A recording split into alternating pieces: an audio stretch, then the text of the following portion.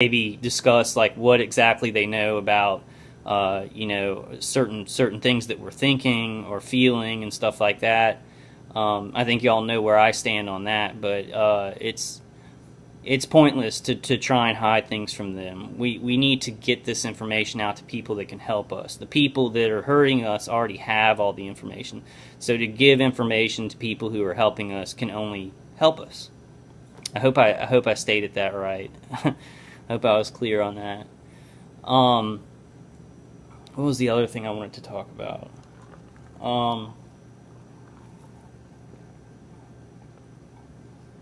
Also, check out the 2017 Unity and Hope, www.2017unityandhope.org. That's a huge conference going on in New England, I think in October, if I'm not wrong. Tons of famous guest speakers, a place for TIs to network. I don't know if I'll be able to get up there because I'm so far south. But if you are in that area, of the world, or if you can't afford to get there, please get there. Your information is needed to get to network and see some of the faces of these TIs, on the conference calls, and who are, putting out podcasts and things like that. I think it can be invaluable, and they've got a lot of great stuff lined up for the conference. Didn't really have anything planned. I had something else important that I wanted to talk about, but I cannot remember it. I cannot remember it.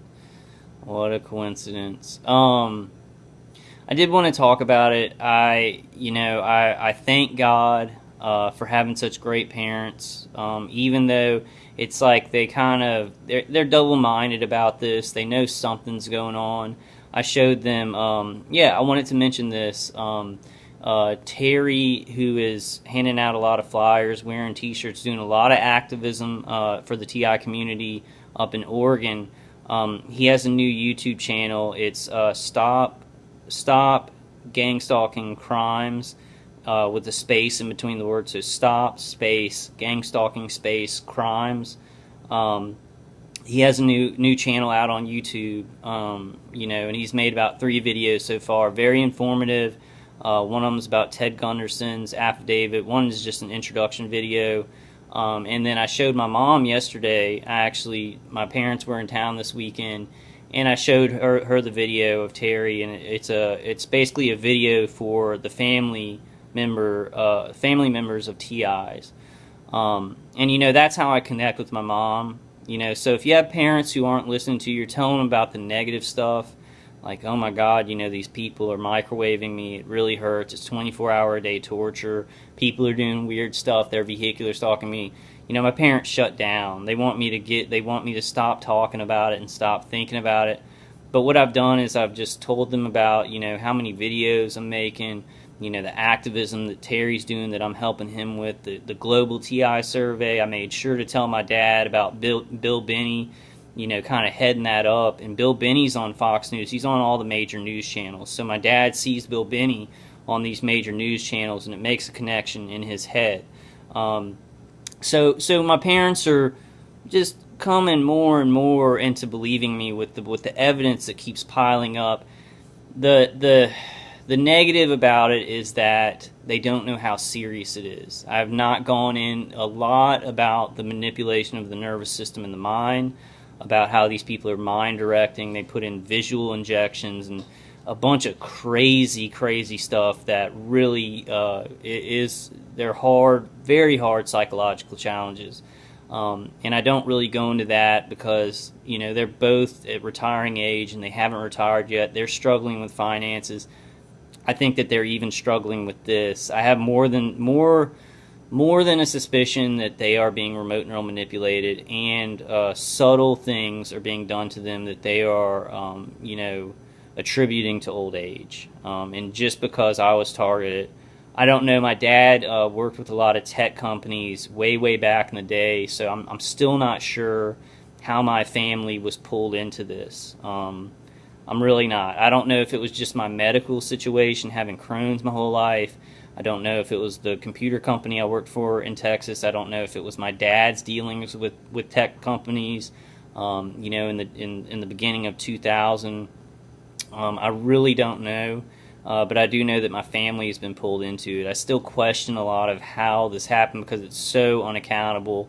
It's so below board. Um, but anyway, it made me depressed yesterday to talk to my mom because she really loves me. Without my parents, I would be homeless. They helped me a lot. They helped me to have this condo. Like I pay my mom. She bought this condo, and then I pay on like a lease to buy. So my parents are really helping me out. They help me out with money. They help me out with just, you know, just being there. Just, you know, I still go hang out with them.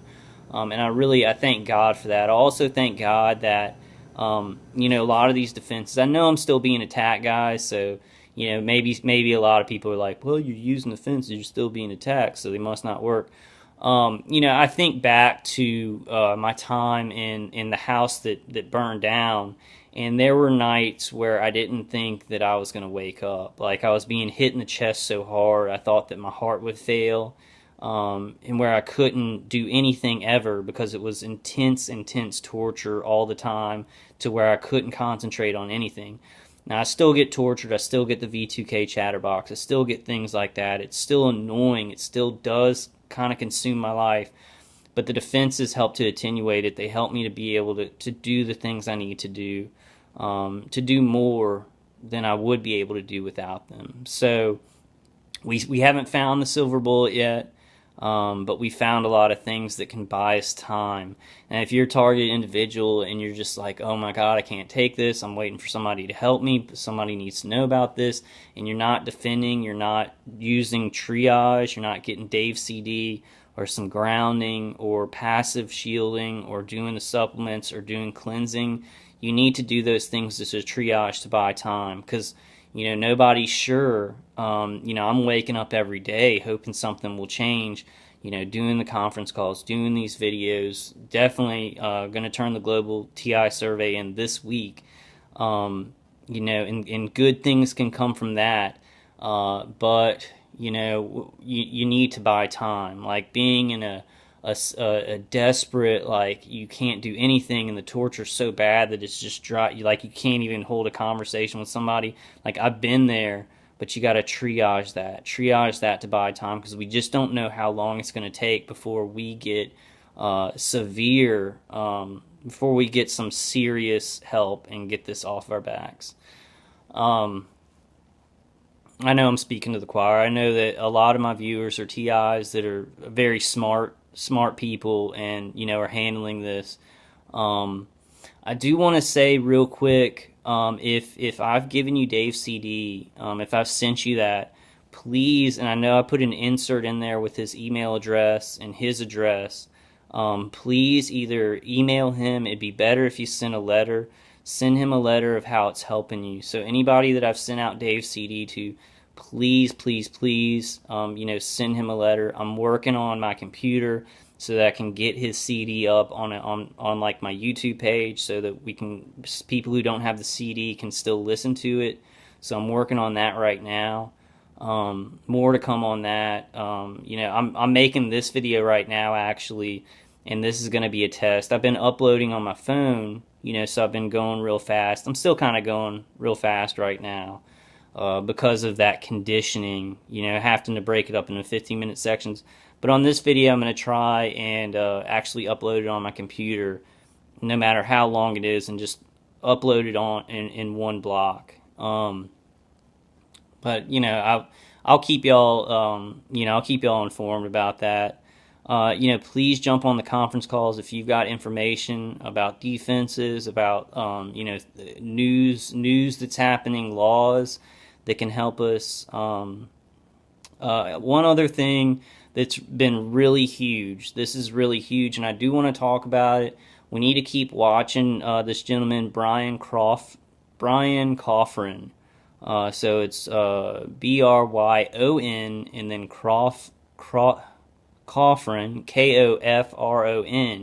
I mentioned him on my last video. He worked for security industry specialists in Seattle, Washington, and he came out with so you can go to gangstalkingwars.com, and he's got like 2 podcasts about him working for a security firm and him becoming aware of this program inside the security firm. I don't think he didn't gang stalk. He wasn't using this technology, but he was working in a security firm where this was happening, and so he was aware of the things that were happening. I think he dealt with, the computer systems and things like that were collecting the data on this kind of thing. He had an interview. Derek did an interview with him on Friday. I'm not sure what date that is. I can't think right now, but just the interview. What I heard from this guy, and this is my initial, like, I listened to his podcast probably like 2 times, about 2 times each. And what I heard from this guy on the interview, I heard a guy just telling about what he knows. I didn't hear a guy making up a story or having to think about things. He really was just telling about like what he knew, his experiences with it. We need to watch this guy closely. He has some GoFundMe pages and fundraising stuff. I would listen to that interview with him and Derek. I think I'm going to send him I'm poor. I'm very poor, but I think I'm going to send him $20. Just something, because I feel like he does know about this. I feel my gut instinct, and I'm going to, we've got to be, I know we've got to be discerning. And I know that some things come along in our way, and I really want to believe that this guy is telling the truth.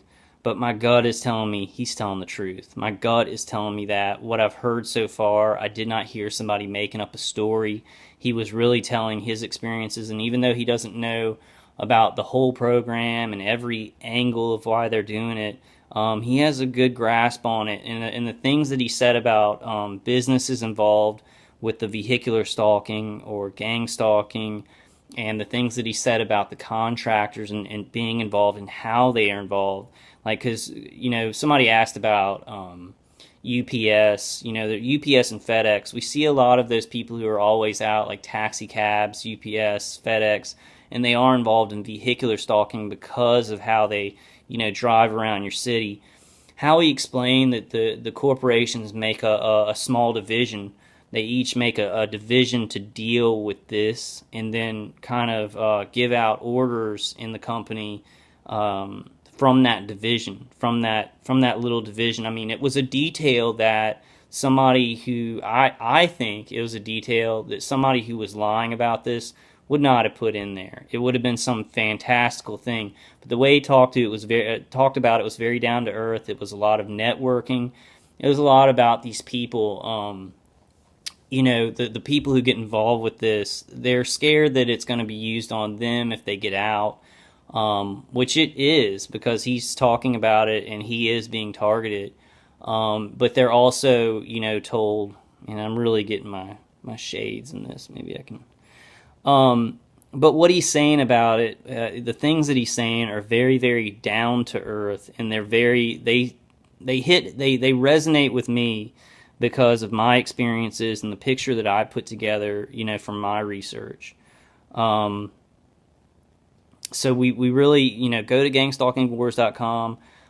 Derek's call where he interviewed him was on Friday, and Derek is on free conference call.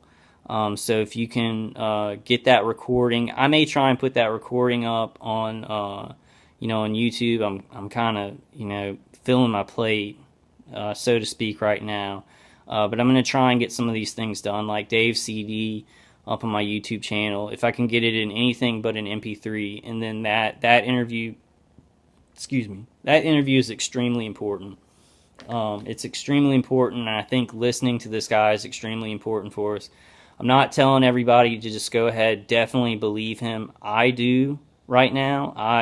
The things that he's saying really line up with what I've studied and what I understand about the program. And he doesn't claim to know everything about it. He claims to know his little compartment, what he found out about it. So if he's a whistleblower on this. He's been in direct contact with the program. Very important for us because, as we know, as target individuals, a sucky thing is that people